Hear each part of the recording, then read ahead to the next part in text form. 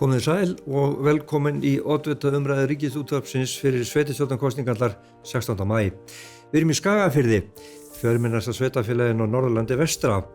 Íbúar hér voru tæplega 4.500 síðustu áramót og hefur fjölgað ríflega 300 undanfarin áratug. Sveitarfélagið afar víðfeðmt og 5. stærsta sveitarfélag landsins að flatarmáli. Hér eru 4 byggðakjarnar og langflestir búa á Sauðárkróki. Ég heiti Ágúst Ólafsson og stýri umræðunum ásamt Gretu Sigríði Einarsdóttur. Það sitja 9 fulltrúar í sveitarstjórn hér og í síðustu kosningum fékk Framsóknarflokkurinn flest atkvæði og 3 fulltrúa. Sjálfstæðisflokkur, Byggðalistinn og VG og Óháðir fengu svo 2 fulltrúa hver. Framsóknarflokkur og Sjálfstæðisflokkur mynduðu meirihluta í sveitarstjórn Skagafjarðar með 5 fulltrúa af 9. Og nú eru 4 framboð eins og síðast, en það ekki samt endilega sömu flokkarnir. Hér í framboði eru Framsóknarflokkur, Sjálfstæðisflokkur, Byggðalistinn og Miðflokkur. Og við ætlum að byrja á að leyfa oddvitum listana að kynna sig og byrjum hérna frá vinstri. Já, sælveri, ég heiti Högni Elvar Gylfason og oddviti Miðflokks. Ég heiti Eyþór Fannar Sveinsson og skipa fyrsta sæti hjá Byggðalistanum. Já, ég heiti Einar Eðvald Einarsson og oddviti Framsóknar í Skagafirði. Já, ég heiti Magnús Bardal Reynisson og ég oddviti Sjálfstæðisflokks. Það skulum við byrja á því að heyra svona af því hvað brennur heitast hér í Skagafirði og fáum stutt og hnitmiða svar frá hverjum að einum. Hver eru ykkar mati svona helstu málefnin í sveitarfélagi? Hvað kosið? Byrjum að þér Einar. Hvað kosið? Það ég held náttúrulega sé fyrst og fremst kosið traust og hverjum fólk treystir til þess að halda áfram að efla sveitarfélagið og byggja þau. Við höfum náttúrulega verið í mjög miklum framkvæmdum á liðnum árum. Reksturinn er góður á sveitarfélaginu en kosningarnar snúast hverjum fólk treystir til þess að halda áfram að framkvæma og byggja upp og gera góða hluti hér og gera fjölskylduvænt samfélag. Já. Magnús? Já, ég get nú tekið undir margt sem Einar segir. Það gott að búa í Skagafirði og það held ég komin tími á það að við förum að segja það uppátt því við þurfum svo sannlega á fleiri íbúum að halda hér í Skagafirði. Hér eru öflugt atvinnulíf og lítið atvinnuleysi og það sem við þurfum helst á að halda núna að sækja fram og sækja hér nýja íbúa og til þess að svo verði að þá þurfum við að búa til samfélag sem fólk vil búa í. Og þess vegna hefur Sjálfstæðisflokkurinn komið fram með undir slagorðinu gerum Skagafirði skemmtilegri vegna þess að við viljum að hér sé blómlegt mannlíf og gott að búa, gott að ala upp börn og það sem að við sköpum eftirsóknarvert samfélag. Högni, hver eru áherslu mál Miðflokksins? Já, við viljum fara í fjármálin svolítið og fara í að reksturinn, finna hvar bjátar á við skuldum mikið, það hátt í 11 milljarða skuldir hér. Við erum að borga vel yfir 1 milljón á dag í vexti. Þeir peningar ekki notaðir á meðan í þjónustu. Við viljum einbeita okkur að grunnþjónustunni, leikskólamálin til dæmis og til þess að svo getur orðið þá þurfum við að fara vel yfir fjármálin og finna svona hvar lekur, skulum segja. Eyþór? Sko, ég held að ég svo sem alveg sammálaði flestum hérna varandi hvað kosningamálin verða. Það rekstur sveitarfélagsins en ég held við samt bara ekki gleyma því að sko grunnþjónustan við þurfum að horfa svolítið vel í hana því að við erum nú þegar með í kringu 20 börn sem að fá ekki leikskólaplássina. Við erum með íþróttaaðstöðu sem búið að standa til að byggja út í Hofsós til dæmis, þéttbýliskjarna út í Hofsós sem að búið að standa til í mörg ár. Fyrst núna fyrir kosningar eitthvað að frétta í þeim málum. Ég held að eldra fólki okkar þurfi aðeins að fá líka meiri hljómgrunn og ég það sem að kannski hægt að sameina úr þessu öllu að við þurfum að fá til okkur fólk hérna. Okkur vantar fólk í störf, við erum með öflugt atvinnulíf og okkur vantar eiginlega bara fleiri hendur ef við höfum segja eins og Ég talandi að laða fólk, þá stendur til að byggja nýtt menningarhús hér á Sauðárkróki fyrir 1,5 milljarð. Þar að verði hlutur sveitafélagsins 600 milljónir að lágmarki. Það hefur verið átökumverkefni í sveitastjórn undanfarið og byggðalistin lagði til að það yrði haldin íbúakosningu hvort ætti að halda þessu áfram. Sú tillaga var hins vegar felld í sveitastjórn. Eyþór, hvað finnst ykkur í byggðalistinum þörfina fyrir nýtt menningarhús? Sko, þörfin fyrir menningarhús alveg til staðar, en okkur finnst á þeim grundvelli sem að búið að birta fólki þetta, þá þetta ekki alveg réttu grundvöllur. 1500 milljónir fyrir þetta hús sem komið á teikniborði núna náttúrulega bara langt frá því sem að það mun kosta. Við erum að tala verkefni sem að fer örugglega í nálægt 3 milljörðum þegar verkefni lokið, og það í rauninni bara fast í hendi að ríki borga bara 900 milljónir og ekkert meira. Það 60% af kostnaðaráætlun sem var gerð 2023, eða uppfærð 2023 en unni fyrst 2021. Þannig að okkur finnst kannski allt í lagi að fólk fái bara réttar upplýsingar í hendurnar áður við förum á stað þetta verkefni. En þörfin alveg til staðar, ég tek ekki ofan af því, það er alveg klart mál. Hvað segir þið meðlutunum, Magnús, er verið að fara ráðast í verkefni sem að sveitafélaginu áviða fjárhagslega? Ég held að það sé ekki best að svara þessu þannig að rekstur sveitafélagsins hefur auðvitað verið í höndum Framsóknar og Sjálfstæðisflokks undanfarin ár og reksturinn hefur verið góður. Það er búið að keyra hér niður skuldir gríðarlega, skuldarhlutfallið hefur lækkað og komið núna á stað sem að við getum sagt vel við unnað miðað við hvar var hérna fyrir nokkrum árum. Skulum einbytta okkur kannski að menningarhúsinu? Að menningarhúsinu, já, en ég segja það sem að skiptir mestu máli það að fólki sem treystir þess að taka skynsamlega ákvörðun. Það mun ekki liggja fyrir endalegu kostnaður á þessu húsi fyrir farið verður í útboð. Og þá er hægt að staldra við og endur með þetta stöðuna ef okkur sýnist svo. Það er ekki vilji Sjálfstæðisflokksins að hefja hér framkvæmdir við hús sem að mun setja sveitafélagi í erfiða stöðu fjárhagslega. Var eitthvað að því Einar að spurja fólk í könnun og leggja það svo fyrir nýja sveitastjórn? Ég held að það hef ekki verið leiðin í þessu máli. Það er löng forsaga að byggingu þessa hús og upphaflega er þetta náttúrulega tengist þetta samningum sem gerðum við ríkið þegar ríkið ákvað að byggja menningarhús á landsbyggðinni og það var framlaginu sem kom í Skagafjörð því var skipt og það var annars vegar farið hérna í menningarhúsi Miðgarð og svo er þetta seinna áfangin af því verkefni. Það er mjög brýn þörf á því hér að byggja varðveislurými fyrir byggðasafnið, héraðsskjalasafnið og bókasafnið og koma þeim hlutum í betra horf. Eins vantar nauðsynlega hérna Sauðárkróki fjölnota sal fyrir listamenn, leiksýningar, tónlistaratriði og fleira. Þetta verkefni er vissulega stórt og vissulega borgar ríki bara fasta upphæð, en þetta verkefni er brýnt og samfélagið þarf á þessu að halda og við getum þetta og við eigum bara að láta vaða á þetta. Högni, hvað segir þú menningararfinn? Hvernig er best að hýsa hann?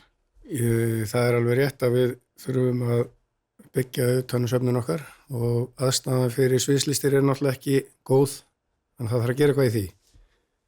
En það þarf náttúrulega að vera sína ábyrgð í fjármálum. Það er náttúrulega ekki gott að fara af stað með, eins og svo sem hefur gerst í öðrum verkefnum, fara af stað með kostnaðaráætlun sem að fyrirfram er vita að stenst ekki.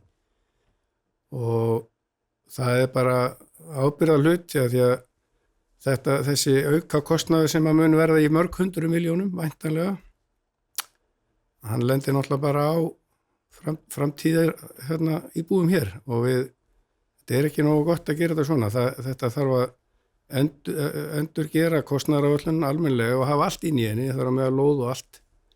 Og svo þarf að taka samtal við íbúana, því að það er mjög skipta skoðanir þetta. En við þurfum að gera eitthvað, það er rétt.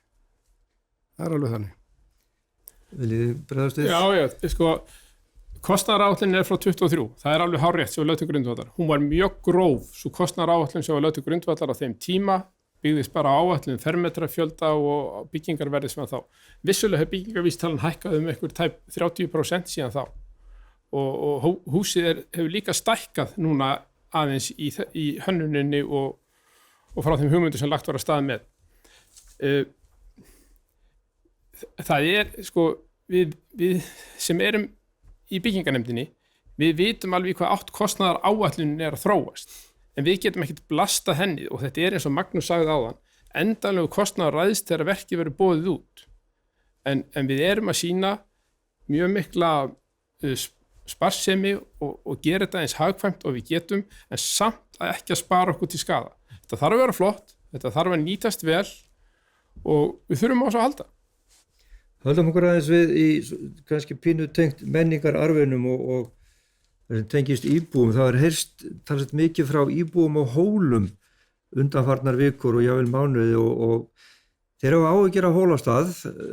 Þar séu hlutir í niðurníðslu og háskólinn er að hluta til að fara með kennslu á Sauðárkrók og það eru undirskriftarsöfnun í gangi þar sem hátt í 1000 manns hafa tekið þátt til stuðnings Hólastað. Já, hefur sveitarstjórnin sofið á verðinum varðandi þetta þorp sveitarfélagsins og kannski spurum meirihlutann, gátu þið haldið betur á spöðunum þarna? Já, þú beinir spurningu til mín. Ég kemur auðvitað nýr að þessu verkefni. Ég er að hefja mínu fyrstu skref á þessu vettvangi, en ég get auðvitað svarað almenns eðlis í þessu og ég ætla bara að segja það að það er algjörlega ótækt og óviðunandi að þessi mál séu komin í þennan farveg. Þarna búa íbúar meðal annars sem eru algjörlega munaðarlausir. Þeir hafa í rauninni ekkert að leita varðandi það að fá bætta þjónustu þarna á svæðið. Ríkið á jörðina, sveitarfélagið í rauninni getur ekki stigið þarna inn nema með samþykki og beiðni ríkisins þeim efnum varðandi aukna þjónustu. Ég treysti mér mjög vel í það og mínum fólki að fara inn í þetta samtal við ríkið og ganga frá þessu í eitt skipti fyrir öll. Þetta er algjörlega óviðunandi aðstæður. Þetta hafi verið svona yfir, ég held að sé að vera 20 ár sem búið að vera einhvers konar störukeppni á milli sveitarfélags og ríkis í þessu máli og Hólastaður og meira skilið og íbúðins þar búa og Skagfirðingar allir. Því að þetta er auðvitað eitt af þeim perlum sem við eigum sem geta auðvitað líka bara elt ferðaþjónustunni gríðarlega. Fyrir utan það bara að við viljum að þessi staður fái þá virðingu og sem hann á skilið. Eyþór, hvað sér þú því að byggðarlagsstjónum? Getur sveitarstjórn beitt sér meira á Hólum og þá sinnt íbúunum sem þar eru? Ég held að það fari bara, ég held að Magnús komi ágætlega inn á það. Það þarf í rauninni bara sveitstjórn það bara berjast fyrir við ríki við það að fá úrlausn á þessu máli í rauninni. Að fá kannski bara hvort að það sé best að Hólastaður fari bara alfar undir sveitarfélagið, það er eiginlega bara ein spurningin sko. Að ríkið gefi eftir þessar eignir sem eru þarna og sveitarfélagið geti þá hreinlega bara fara að viðhalda því sem þarf að viðhalda í staðinn fyrir að vera endalaust í þessari störukeppni sko. Það er náttúrulega skuldbinding í Já, það er það. En við, sko, Hólastaður hefur ótrúlega möguleika í að eflast meira heldur en er að gera núna og á meðan að óvissan er svona eins og hún er, þá náttúrulega er erfitt að fara að byggja upp eitthvað á þessum stað sko. Og það er náttúrulega eitthvað sem að ég veit ekki hvort að það getur vel verið að sveitafélagi hefði mátt koma betur að þessu eða það en við þurfum alltaf að vera sammála það að við þurfum að gera eitthvað í þessu öll saman núna sko. Það áður en verður bara allt og seint sko. Högni, hvernig hyggjast miðflokksmenn hlúa að byggðinni á Hólum? Það er náttúrulega þyngra en tárum taki að ríkinu hafi tekist að koma þessu á þennan stað. Það er hluti af þessum byggingum árin ónothæfur vegna myglu og maður bara sér bara utanfrá og það hefur ekki verið viðhald á húsunum þarna. Ríkið á húsin og hefði átt að halda þeim við. Þetta er náttúrulega þjóðmenningarstaður á pari við Skálholt og Reykholt og þessa staði og ætti að vera hugsað hann sem slíkan og þetta er eiginlega til skammar. Sveitarstjórnin hefði kannski átt að pressa meira, ég veit ekki hversu mikið er pressuð en allavega verðum við að taka höndum saman eftir kosningar núna og setja alveg fullt afl í það og í samtali við heimamenn og skólan að sjálfsögðu. Einar, er þetta búið að vera vonlaus barátta fyrir sveitarstjórn að sinna Hólum? Nei, sveitarstjórn hefur alveg staðið saman og verið sammála það að Hólar eru okkur mikilvægir og stutt það. Það hefur líka verið samtali í gangi við ríkið í mjög mörg ár og vissulega hefði það mátt ganga miklu hraðar.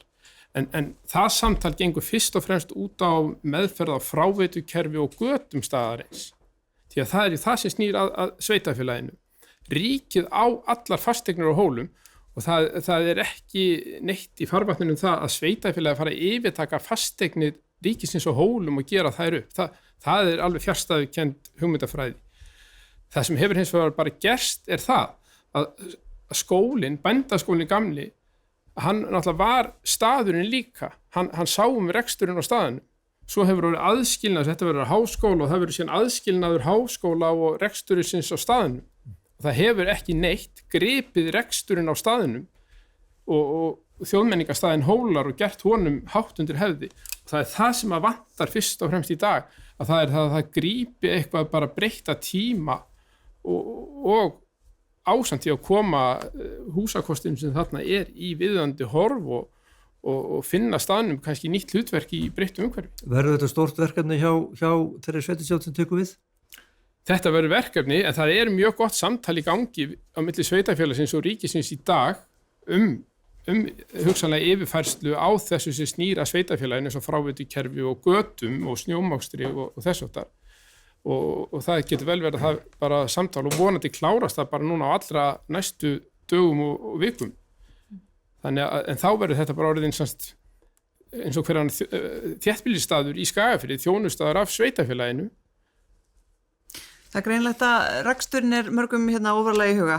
Meirihlutin hefur ekki legið á því núna í aðdragandakosninga að reksturinn sé sterkur, skuldir hafa í lækkað hlutfallslega og ekki þurft að taka lán til að ráðast í aukna framkvæmdir.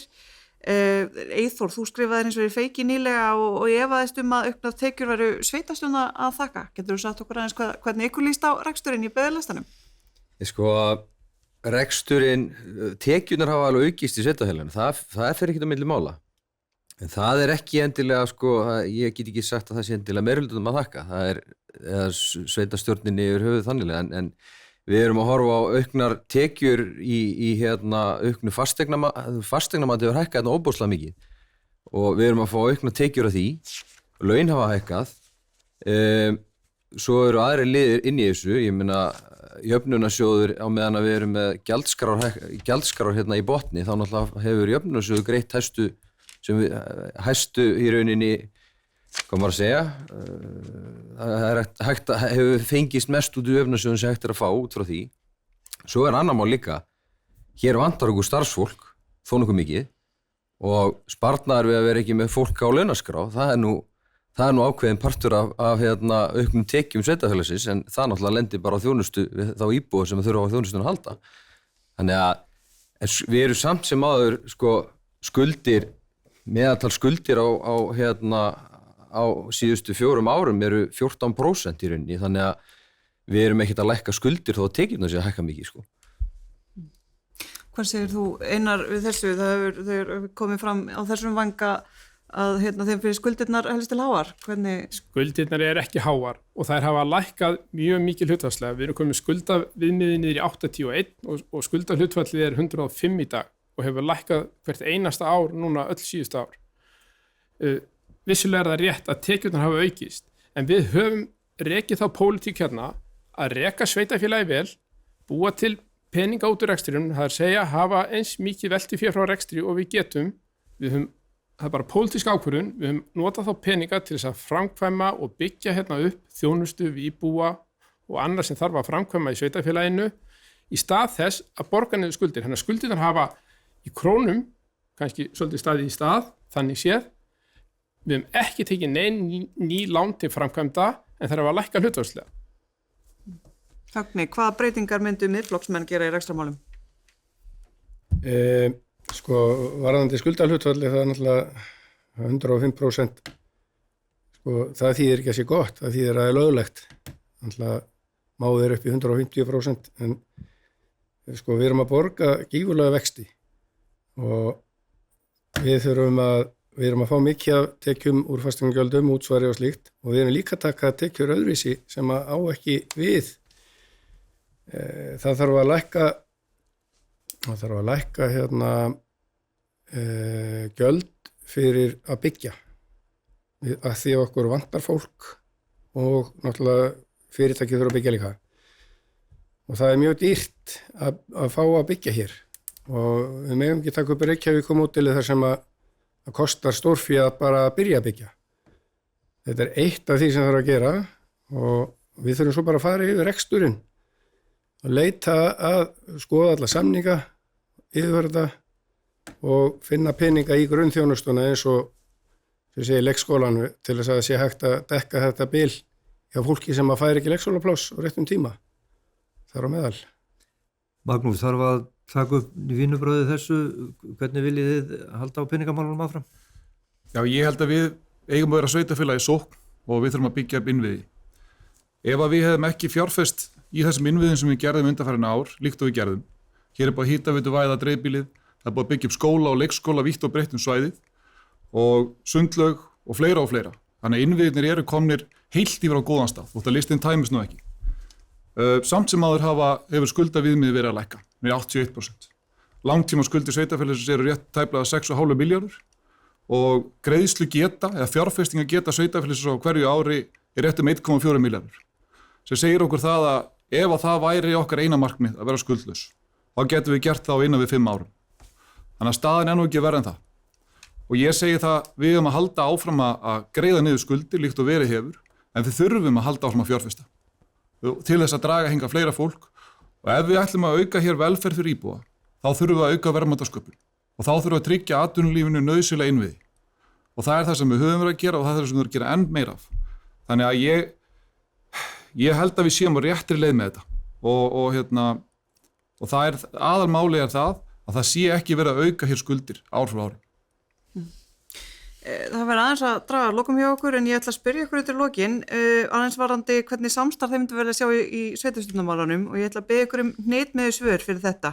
Kannski byrjum bara á þér Einar. Er áhugi fyrir að halda áfram samstarfi við Sjálfstæðisflokkinn eftir kosningar og hvernig myndir þú vilja haga ráðningu sveitarstjóra?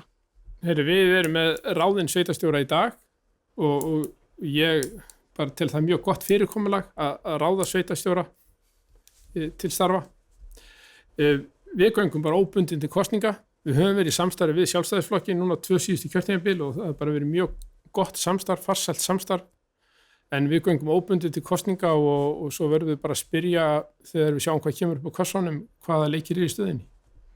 Magnús, ert þú spenntur fyrir að halda áfram samstarfi við Framsóknarflokkinn eða viltu sjá breytingar? Já, við búum bara svo vel verði að segja að hér er gott fólk á öllum listum og þessi menn sem hér sitt inn eru alveg toppmenn sem að ég geti vel hugsað mér að starfa með. Þannig að ég tek undir með Einari með það að við förum óbundnir að kosningum.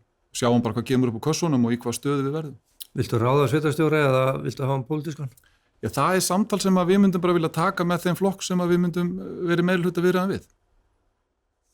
Eyþór, vilt þú vera sveitarstjóri? Ég er nú múin að fá svo spurningun okkur oft núna.